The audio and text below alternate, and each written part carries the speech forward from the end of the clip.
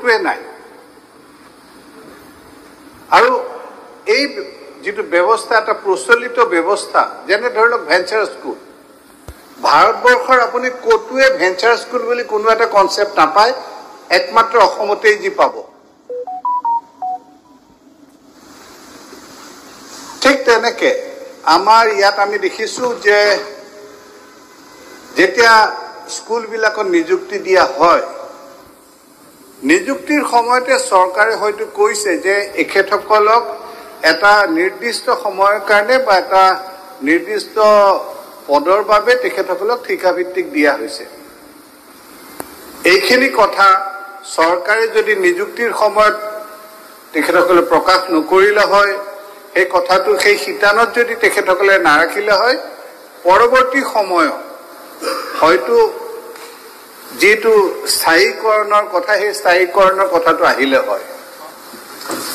কিন্তু অসমখনে এখন এনেকুৱা এখন ৰাজ্য য'ত এইবিলাক বিষয় মানুহে সোমাই ঠিকাভিত্তিক আৰু কেইবছৰমান ঠিকাভিত্তিক কাম কৰাৰ পিছতে তেখেতসকলৰ দাবী হয় যে মোক আপোনালোকে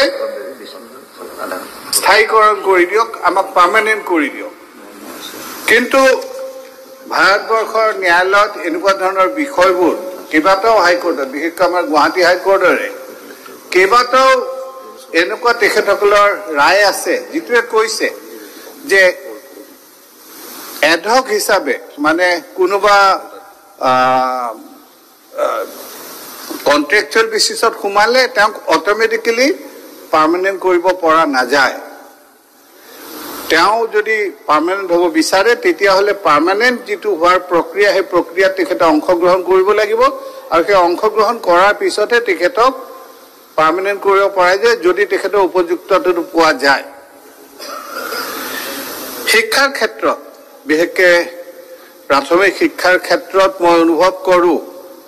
যে আজি বহুতো সময়ত এটা কথা শুনা পাওঁ বিৰোধী পক্ষইও কয় অন্যান্য সকলেও কয় যে আমাৰ যেটো চৰকাৰী শিক্ষা ব্যৱস্থা সেই শিক্ষা ব্যৱস্থাটোক সংকুচিত কৰি অনা হৈছে এটুক যেন মিনিমাইজ কৰিবলৈ বিচৰা হৈছে ব্যক্তিগতকৰণ কৰিবলৈ বিচৰা হৈছে এসময়ত শিক্ষামন্ত্ৰী হিচাপে মোৰো সৌভাগ্য হৈছিল যে বিভাগটোৰ ভিতৰুৱা কিছু কথা গম পাইছিলো বা পাবলৈ সক্ষম হৈছিলো আৰু মই দেখিছো মই অইন কথালৈ নাযাওঁ গুৱাহাটীতে মই এনেকুৱা বহুতো প্ৰাইমেৰী স্কুল দেখিছো যিবিলাকত ছাত্ৰ ছাত্ৰীতকৈ শিক্ষকৰ সংখ্যা বেছি আমাৰ যিসকলে অসমীয়া সংস্কৃতি অসমীয়া মাধ্যমৰ কথালৈ তেতুফালে তেখেতসকলে নিজৰ ল'ৰা ছোৱালীকে কিন্তু কোনোবা ইংৰাজী বা ব্যক্তিগত মাধ্যমৰ বিদ্যালয়ত পাঠদান কৰায় মোৰ সমষ্টিত এখন প্ৰাইমেৰী স্কুল এখন আছে এই স্কুলখনৰ যিখন ব্যৱস্থাপনা সমিতি এই ব্যৱস্থাপনা সমিতিখনৰ যিগৰাকী ব্যক্তি তেখেত যথেষ্ট এজন সিনিয়ৰ অৱসৰপ্ৰাপ্ত বিষয়া অসম চৰকাৰৰ তেখেতৰ যথেষ্ট অভাৱ অভিযোগৰ কথা তেখেতে সকলো সময়তে কৈ থাকে সকলো সময়তে তেখেতে হজুৰে তেখেতে উত্থাপন কৰে কিন্তু পৰৱৰ্তী সময়ত মই দেখিলো যে তেখেতে নিজৰ নাতিনকে কিন্তু এখন ইংৰাজী মাধ্যমৰ স্কুলত পঢ়াইছে যুক্তিযুক্ততা আছে আৰু যেতিয়াই আমি প্ৰাথমিক স্তৰৰ পৰা আমি ভাল ছাত্ৰ ছাত্ৰীক আমি শিক্ষাদান কৰি দিব নোৱাৰো তেতিয়াহ'লে মাধ্যমিক যি বিদ্যালয়বোৰ আছে এই মাধ্যমিক বিদ্যালয়বোৰৰ ফিডাৰ ষ্টক আহে প্ৰাথমিক বিদ্যালয়বিলাকৰ পৰা কোনোবাই যদি প্ৰাথমিক স্তৰত তেখেতসকলে অসমীয়া মাধ্যমত পঢ়া নাই তেতিয়াহ'লে পৰৱৰ্তী অৱস্থাত মাধ্যমিক অৱস্থাত তেখেতসকলে অসমীয়া মাধ্যমলৈ শিফ্ট নকৰে বিশেষকৈ প্ৰাইমেৰী শিক্ষাৰ ক্ষেত্ৰত আৰু অধিক পুঁজিৰ প্ৰয়োজন আছে আমি এই ব্যৱস্থাটোত যিবোৰ কেৰুণ আছে যিবোৰ আমি হয়তো ইমান বছৰৰ আপোনাৰ ইমান বছৰৰ স্বাধীনতাৰ পিছৰ পৰাই যি ব্যৱস্থাটো চলি আছে এই ব্যৱস্থাবোৰৰ এটা আমূল পৰিৱৰ্তনৰ প্ৰয়োজন হৈছে গুণোৎসৱৰ সময়ত আমি দেখিলো যে কৰবাত যদি দেখুৱাইছে যে 200 গৰাকী ছাত্ৰ ছাত্ৰী এখন বিদ্যালয়ত পাঠ গ্ৰহণ কৰি আছে সেই ছাত্ৰ ছাত্ৰীবিলাকৰ মাজতে প্ৰায় 20% 30% তেখেতসকল সিদিনাখন এবসেন্ট আছিলে যেতিয়া ইয়াৰ পৰা নিৰ্দেশনা গ'ল যে এই যে 20 বা 30% ছাত্ৰ ছাত্ৰী কিয় তেওঁলোক উপস্থিত নাই পৰৱৰ্তী সময়ত দেখা গ'ল যে সেই সংখ্যাবিলাক কিন্তু কমি আহিলে কিয় কমি আহিলে তাৰ মানে এই যে ষ্টুডেণ্টখিনি আছিল এখেতসকল কাগজে কলমেহে আছিল they were all good students প্ৰকৃতভাৱে কোনো তেনেকুৱা ধৰণৰ শিক্ষাৰ্থী নাছিলে একমাত্ৰ চৰকাৰে যি সা সুবিধাবোৰ দিয়ে এই সা সুবিধাবোৰ অধিক আহৰণ কৰিবৰ বাবেহে তেখেতসকলৰ নামবোৰ ভৰাই থোৱা হৈছিলে তেখেতসকল আসলে ছাত্ৰ ছাত্ৰী নহয় এনেকুৱা ধৰণৰ যিবোৰ এই আখুৱাবোৰ দূৰ কৰিছে ডিপাৰ্টমেণ্টে ক্লাছ 5 পৰ্যন্ত শিক্ষাৰ মাধ্যমটো মাতৃভাষা হ'ব লাগে আৰু সেই সময়ত মাননীয় শিক্ষামন্ত্ৰী মহোদয় বৰ্তমান মুখ্যমন্ত্ৰী ডাঙৰীয়াই কৈছিলে যে আমাৰ সকলো আঞ্চলিক ভাষাত ক্লাছ 5লৈ শিক্ষা হ'ব আৰু ক্লাছ 10 9 10 সেইখিনি বিজ্ঞান আৰু গণিত বিষয়টো কেৱল ইংলিছ মিডিয়ামত হ'ব বাকী সব নিজৰ মাতৃভাষাত হ'ব এটা এতিয়ালৈ আমি দেখা পোৱা নাই যি নহওক মই ভাবোঁ এইখিনি আমাৰ মাননীয় তাৰোপৰি মাননীয় মুখ্যমন্ত্ৰী এতিয়াৰ মুখ্যমন্ত্ৰী তেতিয়া শিক্ষামন্ত্ৰীয়ে এটা কথা কৈছিলে যে নেশ্যনেল এডুকেশ্যন পলিচি মতে যদি অসমত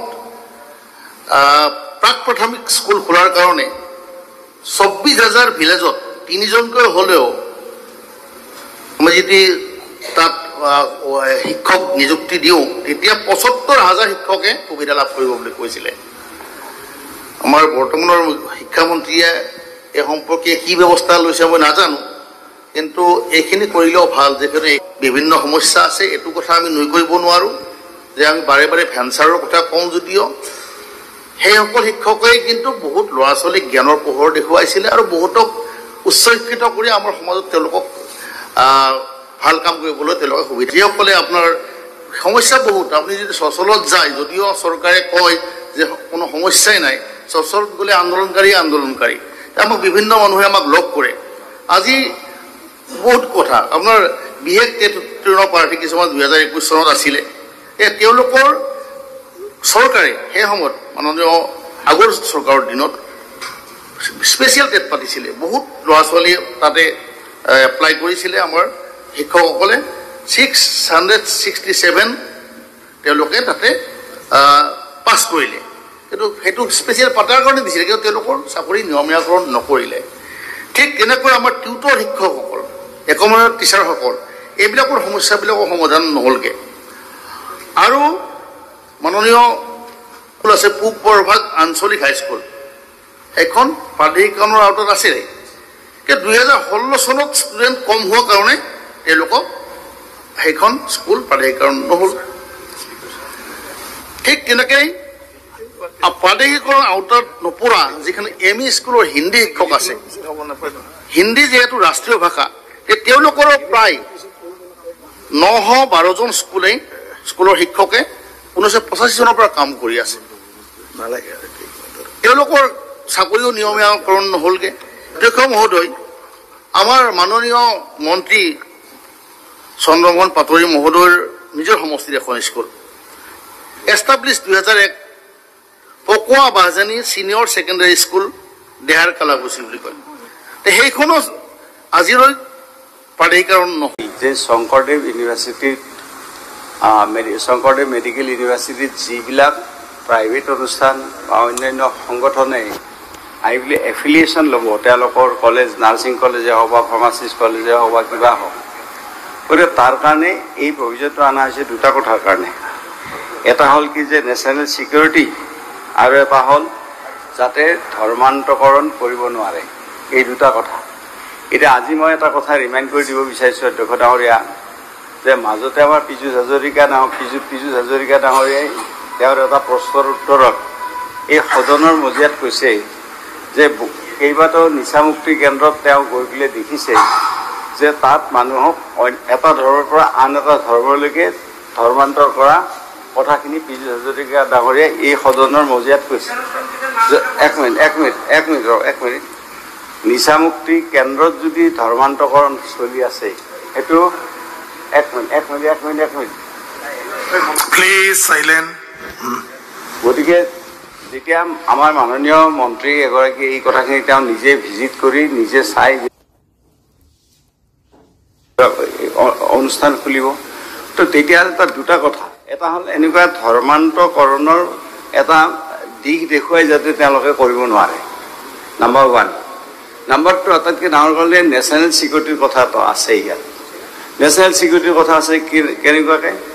যে এই অনুষ্ঠানবিলাক যেতিয়া গঢ়ি তুলিব, এফিলিয়েশ্যন ল'ব, গঢ়ি তোলাৰ পিছত এফিলিয়েশ্যনৰ কাৰণে যাব, তো ইয়াৰে চ'ৰ্চ অফ ফাণ্ডিং ক'ৰ পৰা হয়, এইবিলাকৰ চ'ৰ্চ অফ ফাণ্ডিংটো ক'ত, গতিকে চ'ৰ্চ অফ ফাণ্ডিংটো জানিব লাগিব চৰকাৰে। সেইকাৰণে হোম ডিপাৰ্টমেণ্টক এইখিনি কথা জনাব লাগিব যে আপুনি এফিলিয়েশ্যন পাব শংকৰদেৱ ইউনিভাৰ্চিটিৰ অধীনত, কিন্তু আপোনাৰ চ'ৰ্চ অফ ফাণ্ডিং কি, আৰু আপুনি এনেকুৱা ধৰণৰ কিবা আপোনাৰ মটিভ আছে নেকি। যদি সেইখিনি হোম ডিপাৰ্টমেণ্ট ছেটিছফাইড হয়, সেইটো মই ভাবোঁ সেইটো হোম ডিপাৰ্টমেণ্টৰ এপ্ৰুভেল লোৱাটোত আপোনালোকে আপত্তি কৰিব নালাগে কেতিয়াও। কাৰণ কিয়, আমি যদি ৰাজ্যখনক ভাল পাওঁ, দেশখনক ভাল পাওঁ, নেশ্যনেল ছিকিউৰিটিৰ প্ৰতি যদি আমাৰ দায়বদ্ধতা আছে, তো তেতিয়াহ'লে আমি ভাবোঁ যে আপোনালোকে এইটো কথা আপত্তি কৰিবই নালাগে।